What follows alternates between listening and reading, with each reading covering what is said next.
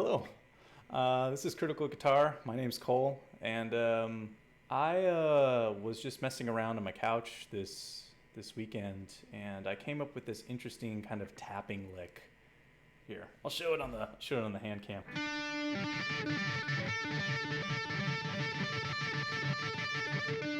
It's a little weird. I didn't want to spend more time thinking about it than I needed to because I was really interested in trying to make a video out of it, pretty much.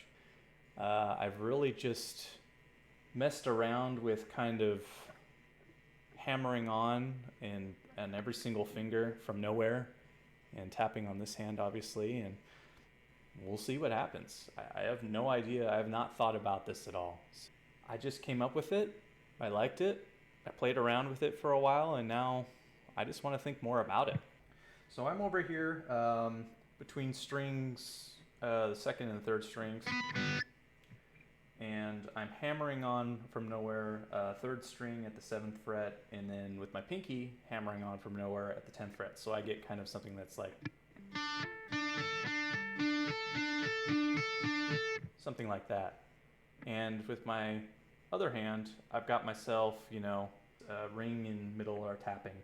So specifically, I've got the ring up here on the 5th or 15th fret, and then I've got middle finger up here on the 14th fret. So I'm gonna do index, pinky, and then I'm gonna do ring and middle, and it goes something, well, like this.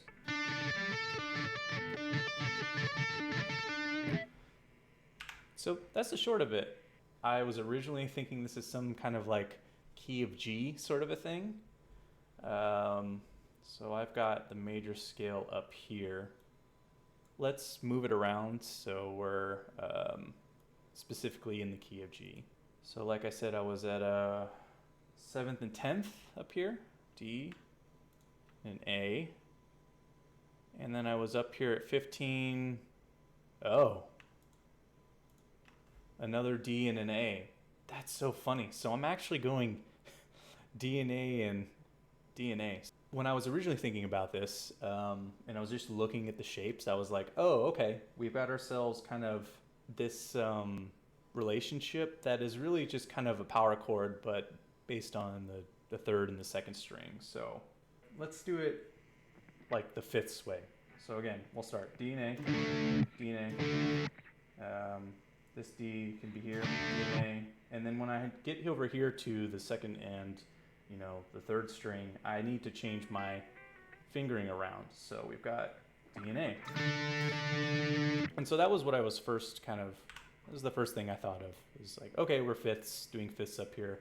And then over here, when I was poking around on the right hand, I noticed that's kind of like, you could say stacked fourths or inverted power chord, or kind of like the D and A, but the other way. Really what I'm doing is I'm tapping a 5 chord. I've got 2 unique notes, and they're coming in different places to make something that's kind of interesting. So let's mark them. Okay, so now here's my 2 tapping spots. So what can I make out of this? Really, if it's just a 5 chord, it's as simple as being able to play anywhere, right? I love these kind of shapes because when you turn them into methods, you can really get a lot of mileage out of them, right? Like sus2 chord, I think Guthrie Govan has kind of popularized this kind of classic lick. And I can play that shape in a lot of different places. If I kind of do something like this and hang around in the key of G, I kind of got...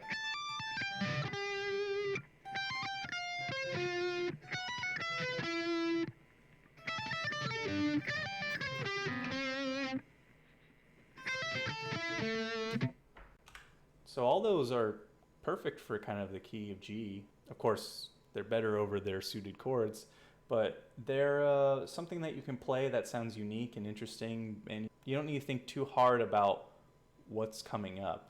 If we have just decided that we're playing D and A, which means D is our root and the A is the 5th, then all we need to do is just find the root on the 3rd string and then find that root on the 2nd string, and we're good to go. We've got ourselves kind of a space pattern that can go anywhere.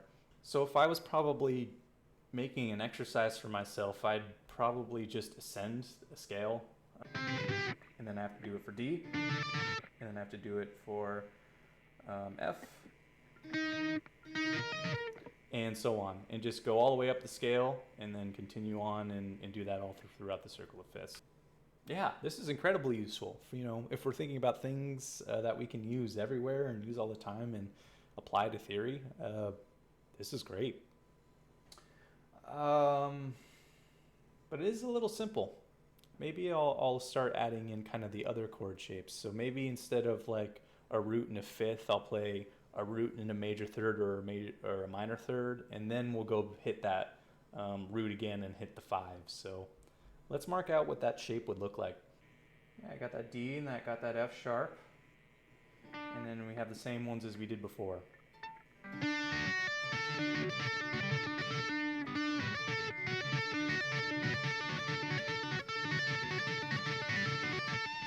Hey, that doesn't sound too bad. All we need to do is flat the third to get the minor third. So that would be something like... Ooh, that's not as comfortable to play, actually. I hear the notes blending together. I'll definitely need to get more practice. I can imagine that I can also do this on other strings, and I'll have to play around. I do find up here at the higher frets that it's really hard to get my ring and my middle finger to play nicely on the same fret without running into each other, and to get kind of that speed. So I do like that separation that this provides over here. Maybe it's just practice. Maybe I just find something better that I like. I don't know. This has been Critical Guitar. My name is Cole. Thanks for hanging around if you did show up. And I'll catch you on YouTube. If not, I'll catch you next time I stream. Let's play some Joe Satriani.